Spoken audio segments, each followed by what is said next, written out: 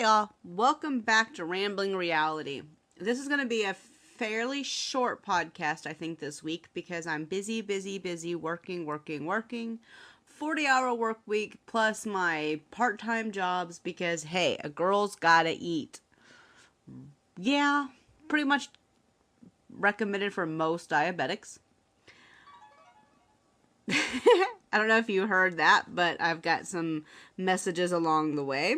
So this week is DragonCon. I know I'm 2 weeks late. I am so sorry. I was sick last week, and the weekend before that, I was actually at DragonCon. So let's talk about DragonCon. Here's what I learned. I learned, oh my god, I cannot wait for the Center of Puppetry Arts to come out with their Muppet display. If you really, really like the Muppets, you've got to go if you're in Atlanta. It's going to have 400 pieces and they only hold 75 per display, so you can imagine the rotations that'll be coming.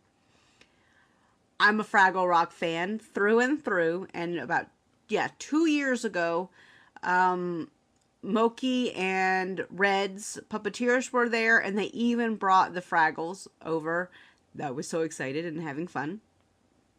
It should open next year, and Cheryl Henson has showed so many pictures that I hadn't seen before, and she showed Tiny Super Little Guy, or Tiny Little Super Guy rather, and anyone that was watching Sesame Street in the 80s is really familiar with him. He's the guy that was in the glass.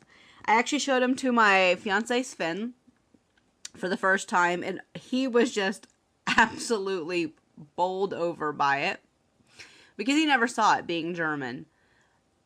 I'm going to put a link somewhere, someplace, probably on my Twitter if you check Jessica Hannon 81. I have to show off that because that's just too awesome not to. And just that picture made me go way back. She showed pictures of things like the Dark Crystal, which the Hensons actually own, and I'm going to be writing about that panel coming up in the next couple days, so look out for it. There's going to be a ton of coverage. I'm not really necessarily a Dark Crystal fan, but I love and adore, and I will, run someone over Labyrinth, because that's just, I love it. I also got to interview Don Rosa. Y'all know who he is. Probably more by what he did versus necessarily his name. He wrote the DuckTales, the Scrooge McDucks of the 80s and 70s, the stuff we grew up with. And I have his coming up next because Sven has transcribed the interview for me because I've just been running out of time doing goodness only knows what. So he's done that for me. And I have to write it up. And oh my gosh, there is so much intelligence. And I think it's going to be great. I'm currently trying to tell Sven that I'm busy. As I was saying, I'm currently podcasting and telling my lovely, lovely Sven that I'm busy at the moment. I love him dearly. He'll wait. That's what good partners do, especially when your person is a podcaster. Don Rosa definitely was because of Sven. That's why I clued in and I did some work, and I actually learned a lot from the animation side of working with Disney. And by animation, I don't necessarily mean the ones that we watched, but like the animations, cells and stuff like that, the drawings and stuff. I'm really interested in him, and I can't wait to write that up. I missed quite a few interviews and press conferences. I'm sorry, just timings are timings, and there was a lot of reschedulings and canceling. I made the DragonCon parade. I'm slowly going through the 200 pictures that I did. I've only got 10 of them saved. I've also got some pictures of a ton of people dressed up in costume and cosplays. I think I've got 13 or 14 of those outside the parade throughout the weekend. There's one guy that did this great Ninth Doctor popping out of the TARDIS. That one kind of stood out for me. And then there was one girl who created this rainbow dash from My Little Pony that actually really impressed me. Her name is Tessa, and Tessa created this great version of Rainbow Dash, and I can't wait to show it out. I met her actually on Monday. She was dressed up in cosplay and I was leaving. I've got someone that dressed up like Freddy Krueger. I tried to find different things. There's a gaggle of Deadpool, of course, because Deadpool is Deadpool at DragonCon. There's always one to be found. But they were really nice. I was sitting next to them when I was taking my break because I walked the Hyatt to the Hilton back and forth so many times that my feet had blisters. I was actually limping for about a week afterwards. I walked so much. I stayed on Saturday night at this great little hotel. It's the Hyatt Place by the airport south. They've got these great little things, like you get a free breakfast, which if you're trying to save money at DragonCon, hello. But they're also really nice. Like, I had like the smallest issues and they just very gently fixed them for me. And you know, it's really good for me to have that kind of support. I also, let's see, what else did I do? Oh my god, I did so much. I went to so many panels. I actually didn't make one big major panel on purpose. I went to fan panels, I went to small panels, I went to ones like the Cheryl Henson panel, which is a big panel, but it wasn't like this huge, like, you know, arrow panel, because I didn't want to. I wanted to focus on other things. I met up with some of the people at the Walk of Fame. I got a hug with Barry Bostwick twice. Okay. Everyone knows him as Brad from Rocky Horror Picture Show. But I loved him as the mayor on Spin City. That was always my show because I thought it was really smart, really intelligent. I love that kind of humor. I love that sardonic take on people. I preferred the Michael J. Fox years. I wasn't really a fan of Charlie Sheen in general. I'm still not. As an actor, he just never really, I guess past like 1992, he never really interested me. Whenever the last major league he was in, I was pretty much done with Charlie Sheen. But Michael J. Fox definitely interested in me, the way he interacted. I was really thrilled to meet him. I met up with quite a few people. I saw Tom Meeson from Sleepy Hollow. They had to cancel. He was one of the canceled press conferences because they actually do an emergency reshoot on that Friday when the press conference was. Also, Sylvester McCoy had to cancel his, which, you know, the 7th Doctor canceling is just sad because, dude, it's the 7th Doctor. Like, 7th Doctor and 9th Doctor always wore out with me. Oh, speaking of which, there's another one that I have to come up with. It's the Coal Hill, don't mind me. I'm just typing away because apparently I went dumb and forgot what I was writing. So the Coal Hill Teachers Lounge, that is a podcast.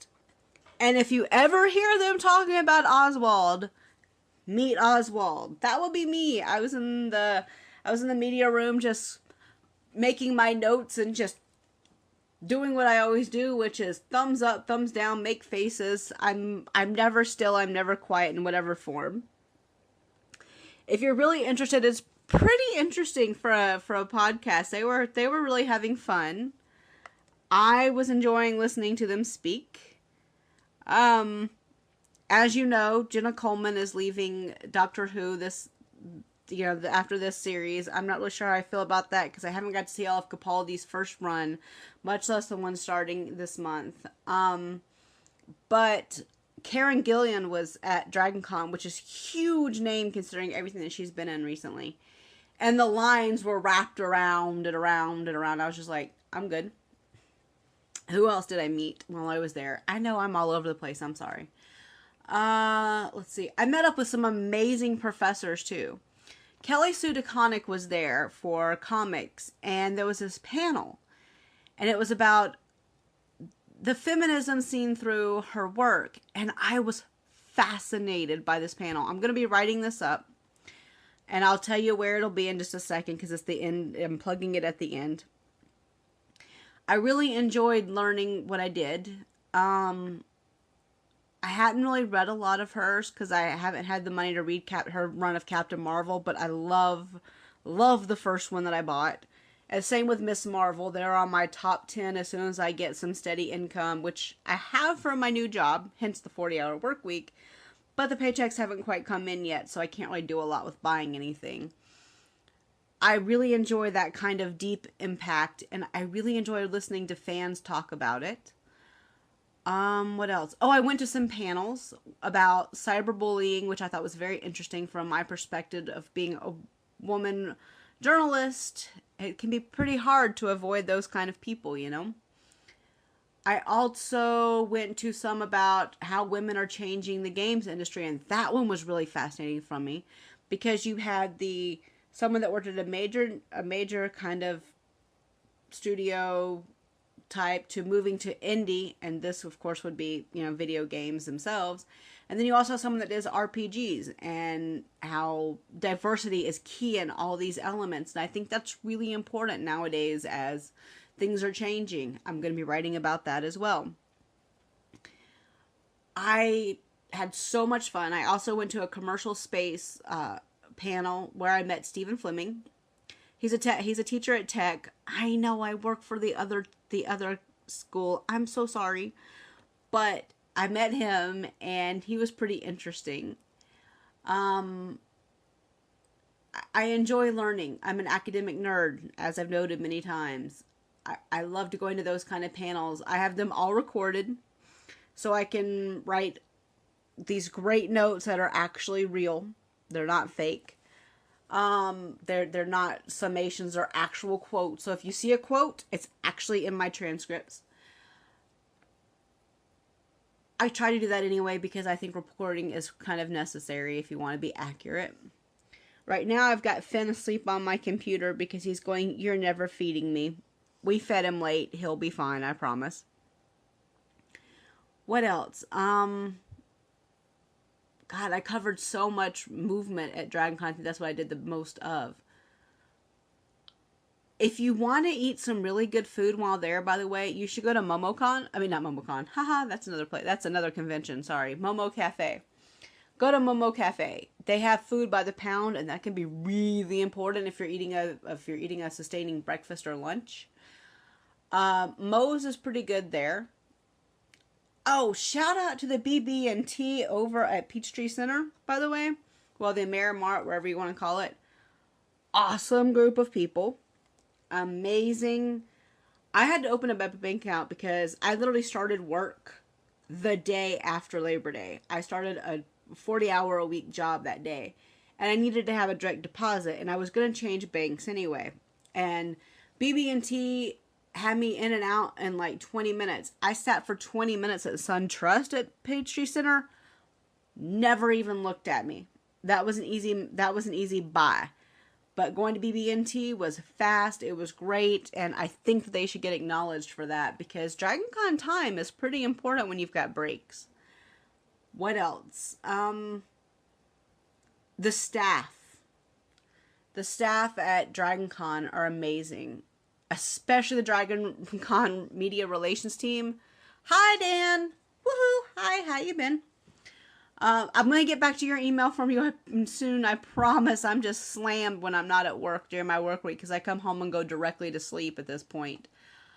And the people working like Sam, I know it's hard dealing with us press, and you do an amazing job dealing with 500 of us at any given time.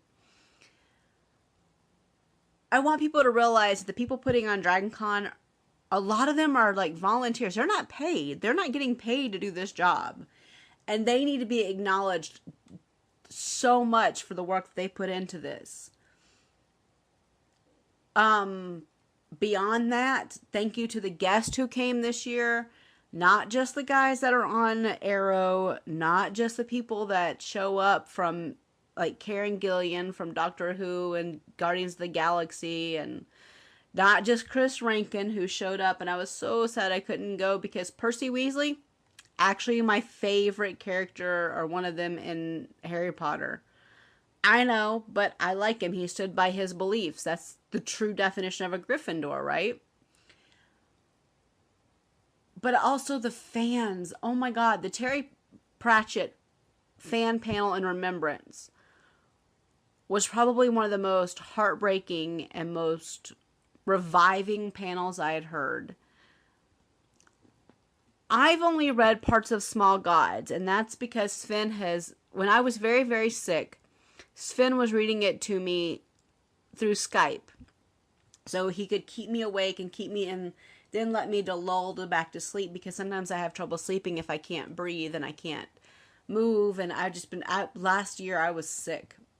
And so that's how I know Terry Pratchett, and that's why I've covered him at my journalism job at I4U. But going to this fan panel was amazing. I've got some pictures from it on my Instagram. Again, instagram.com, Jessica Hannon 81. One of them is a wizard whose name just completely broke my brain. And there's a warrior woman. Seriously, if you can, just check out the pictures. I'm going to put the rest of the pictures up probably throughout the week. I'm not quite sure where, so just check my Twitter and we'll find out. We'll find a place. Okay, so I think that's enough babbling about DragonCon. But I will say that I learned so much at DragonCon. It's kind of an amazing attempt.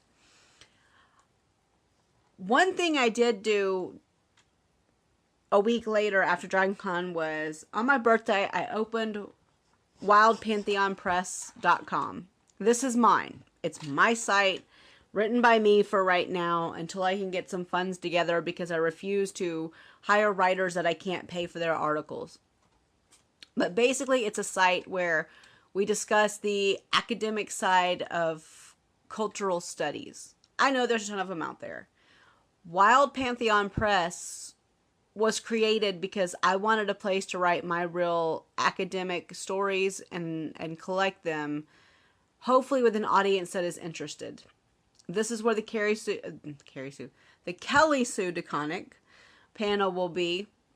Sorry, my brain's tripping up. I've been napping all day because I've just been exhausted from work this week. Wild Pantheon actually has a couple of different reasonings. One, if you've ever seen a group of academics together, it's a pantheon of knowledge of many different areas. And the wild actually comes from the fact of, have you ever tried to locate information out? It's a wild hunt. You know, you're literally looking for that one final piece. It's not the only reason. If you want to read the rest, check out the website. It's set up in WordPress for right now. I'm working on getting it up. But it was a 34th birthday present to myself. I finally got it up after owning it for a little while. The colors are gray and purple. Those are my colors. I love to wear purple. I love purple. It's the color of royalty, and damn it, I'm the queen of the universe. Actually, if you want to be the truthful of it, I'm the bitch queen of the universe, and don't ever mistake that.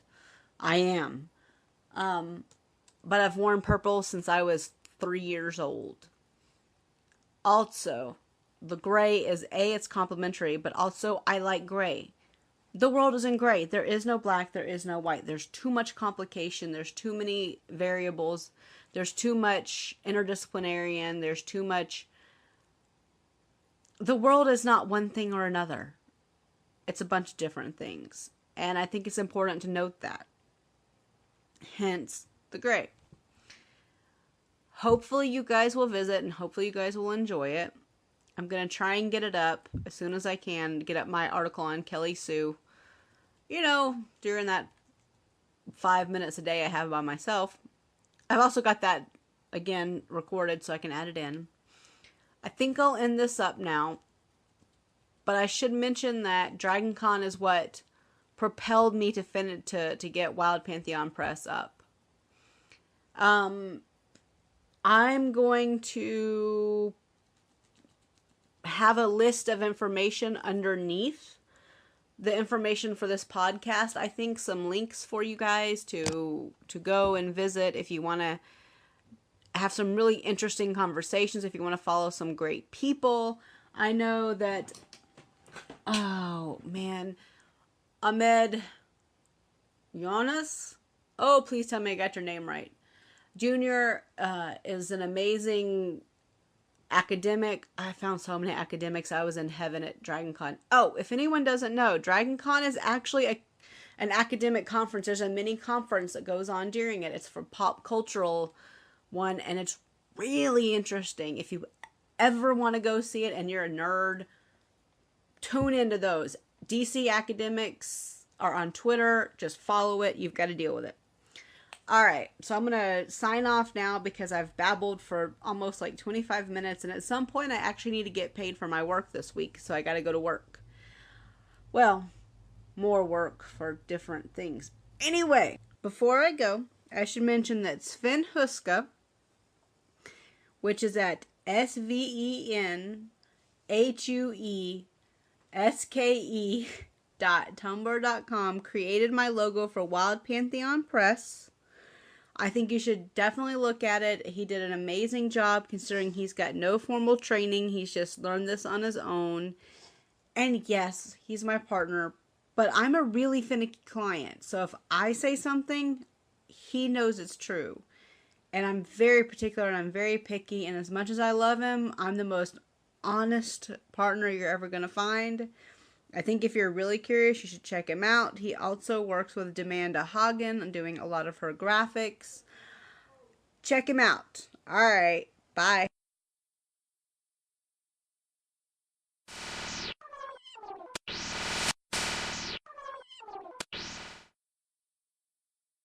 Opening intro is done by Fantasia on a Theme by Thomas Tallis, also known as the Tallis Fantasia. And it is a string orchestra by British composer Ralph Vaughan Williams, performed by U.S. Army Strings, and I thank them so much for allowing me to make my own version of it. Thank you, guys.